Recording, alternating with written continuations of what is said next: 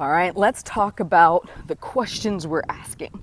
So I had a client who struggles with having these off days of eating, binge eating, and where a lot of people's minds want to go is why? Why do I do this, right? Maybe you have 7 days where you're not doing the behavior, then boom, the behavior happens. And I'll get these emails or messages from my clients saying, why am I doing this? I didn't want to do this. I feel bad. This isn't what I wanted my day to look like. And what we're doing is we're putting a lot of emphasis on why. Why am I doing this? You have to keep in mind, if you've been doing certain behaviors, binge eating, overeating, compulsively secretive eating, whatever you want to call it, emotional eating, it doesn't vanish overnight. It's kind of like if you've gotten into the condition of turning left every time you go off your street. Every time you go off your street, you turn left. It's going to take a lot of effort on your part to get in the consistent pattern of turning right, okay? Your brain likes to minimize the amount of work it has to do. It likes to hardwire things together to where you can think less about your daily actions, and that way you save brain power for more important things, right? And this includes helpful habits and not so helpful habits. And so the reason I want to encourage you to stop asking why is when I was doing my personal binge eating recovery, I let go of that. I wasn't going to send my brain on a mission to find why I was broken and why I was doing certain things that I had done for years and years and years. It wasn't really important. The why is about the past. Like, why am I doing this? Okay, could have been childhood trauma, could have been this, could have been that. But the reality is, in the present moment, that is not going to help you get out of the rut you're in.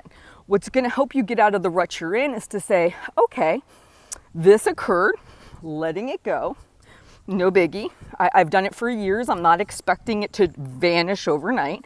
And vanish overnight, by the way, can be months, if not years. So this is an important thing. When I say vanish overnight, you might literally be thinking I'm talking overnight. No, when I was doing my binge eating and recovering from it, it took me years of just being consistent with feeding myself well, beginning to learn how to turn around the binge after it happened, getting right back on track. All of those things took time, lots of time. So I want to encourage you, when I say overnight, I really don't mean overnight, I mean months, if not years. So what you say to yourself is, I did this behavior, I've done it for a long time, okay, moving on, how can I get right back on track and eat my next meal normally, right? And then what you say is, look at me go. I had 5 days where I did not do this behavior. That is awesome. Find the wins in the time you're not actually doing it. That is where I put my focus, not, oh my God, Heather, why did you do this again? You know better. Like, we are working here on this weight loss goal and we want to stop this binge eating, and why are you still doing it 6 months later? Because it's hardwired in my head. I've done it since I was 8. Of course it's going to be there. And I didn't pass judgment on myself. I'm like, hey, it happened. So now the next meal, back on track. Look at me go. 3 weeks of not doing this behavior. So this one time it happened. Great, I'm making improvements. See where my brain went? It was, what can I do in the present moment? And where is my win? Where do I win here? Not why am I doing this? Why am I broken? Why can't I get my crap together? Because all of those questions, your brain goes on a mission. Oh my gosh, look at this. You're not doing this right. You're not doing this right. Well, here's why. It's like a distraction. It doesn't really help you in the moment. Like, yes, it's nice if you could actually know why something occurred, but most of us can't. And it can switch from day to day to day, right? It's a consistently revolving door of whys. So for me, it became, let's not give it that kind of attention. Let's get back on track and let's focus on your wins. That was how I really impacted my change. And I started seeing weeks and months go by where I wasn't doing it, and I saw that I was improving.